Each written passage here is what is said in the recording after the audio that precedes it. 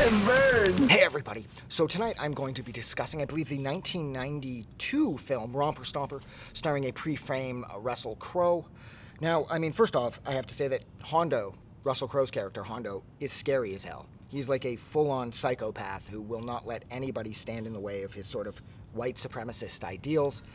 And when push comes to shove, he'll just sort of attack anybody, actually, because it is with people like this. It isn't even so much about their virtues over their white nationalist beliefs. It's more just they need to constantly be raging and hurting people.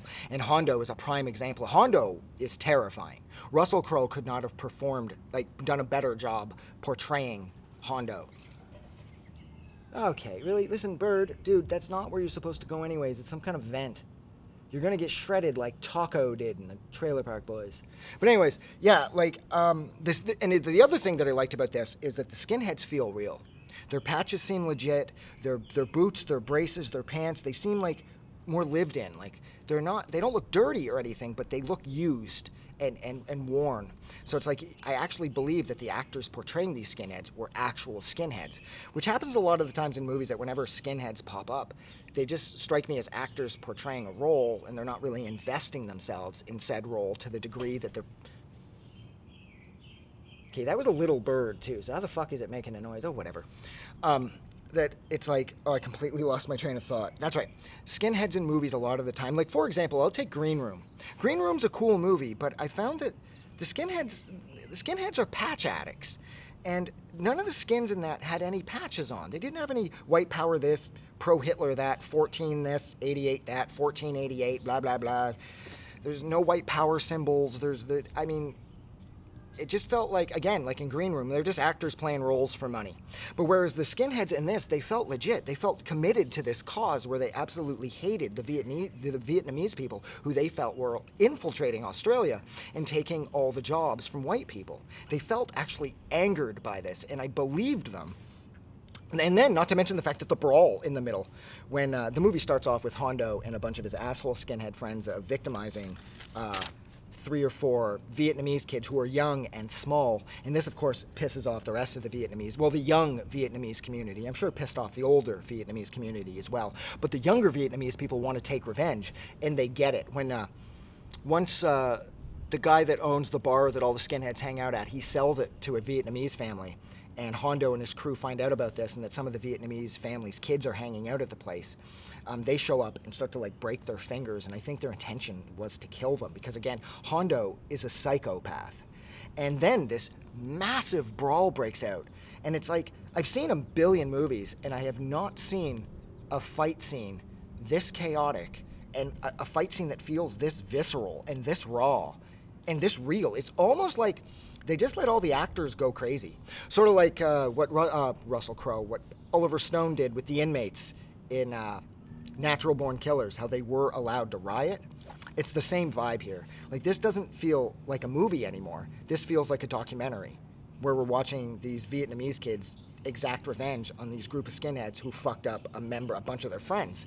And there are thousands of Vietnamese kids coming, like teenagers, like just flooding the skinheads' place. And that's the other thing. The place where the skins live is rad. I don't know what the hell it is, some kind of garage or whatever, but the upstairs is amazing, and I would love to live there.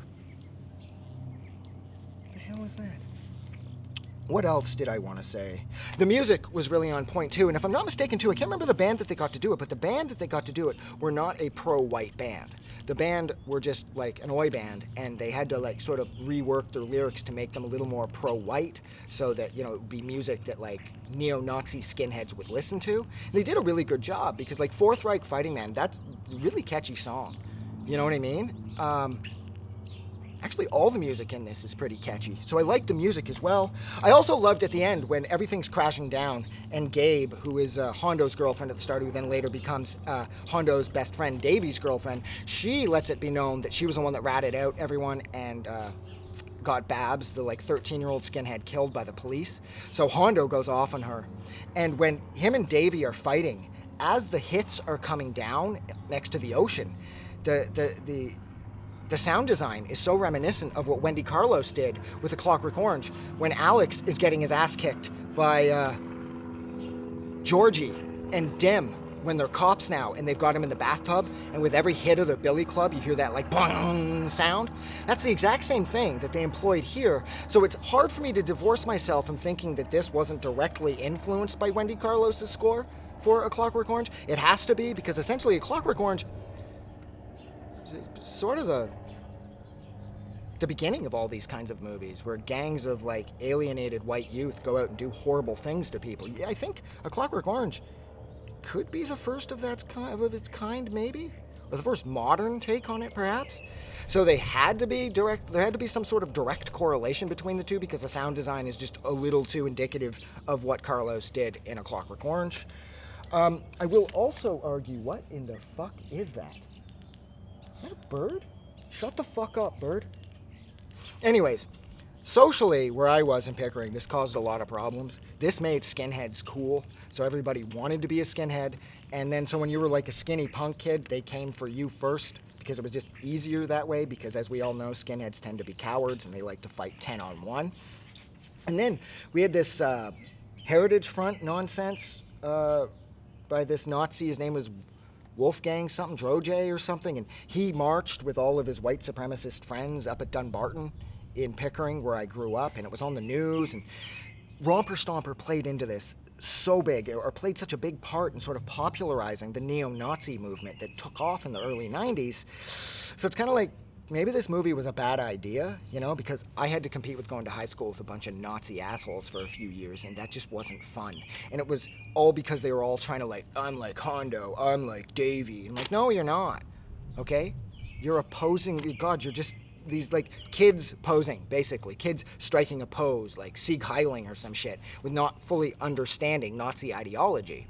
And it was all, I'm telling you, because of this movie. Because prior to 1992, nobody gave a fuck about skinheads. After 1992, by 1994, skinheads were everywhere in Pickering. So it just seems a little too convenient that this movie existed and then all of a sudden they just popped up everywhere. They have to be connected in some way. But yeah, I just thought this movie was amazing. It's gritty. It almost kind of has like a low-key documentary vibe, and I absolutely love that. It's just everything is so dirty and so gross, and the blood is so caked on, and everything just, it's just so raw. And despite disagreeing with the subject matter, I love this movie. I just love this movie so much. It's just so perfect. It's just such an ugly take on such a disgusting part of humanity, and they did such a good job. And I can understand why this would propel Russell Crowe to stardom, you know? But anyways, that is it. So, like always, thank you so much for hanging out with me for, wow, a little over 8 minutes while I discuss the 1992 film Romper Stomper. Like always, if you like this review or you like this movie, don't forget to go and do something nice for somebody. But most importantly, like always, please don't forget that the world is so much more fun because you're in it. I'm gonna go. Have a good night. Day or whatever.